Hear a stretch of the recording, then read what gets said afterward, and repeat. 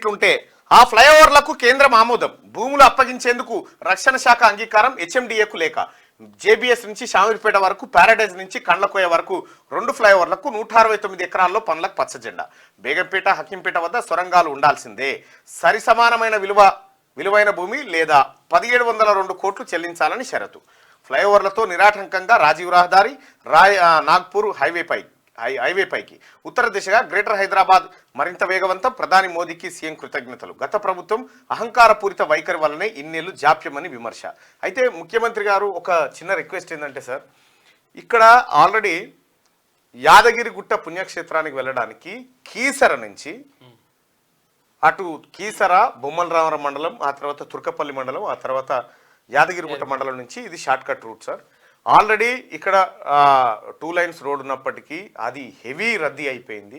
దాన్ని 4 లైన్ చేయాలని చెప్పి ఇప్పటికే మార్కింగ్ చేసినారు, కానీ ఆ ప్రక్రియ ముంగడపడలేదు.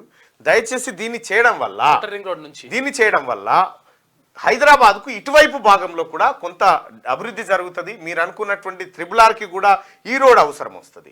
కాబట్టి ఈ త్రిబుల్-ఆర్ రోడ్ కంటే లోపలనే ఉన్నటువంటి దీన్ని 4 లైన్లు చేస్తే ఇక్కడ ఇటు గట్కేసర్ కానీ, కీసర కానీ, ఆ తర్వాత ఇటు అంకిరెడ్డిపల్లి కానీ, బొమ్మల రామారం కానీ, షామీర్పేట కానీ, ఉద్యమరి కానీ, ఆ తర్వాత ఇటు తుర్కపల్లి మండలం కానీ, ఇట్లా ఈ ప్రాంతాలు కూడా కొంత భువనగిరి, ఇటు యాదగిరిగుట్ట వరకు కనెక్ట్ అయ్యేటువంటి అవకాశం ఉంటుంది. అత్యంత సమీపంలో ఉంటుంది. మళ్ళా అత్యంత సమీపంలో ఉంటుంది. మంచి వాతావరణం ఉంటుంది.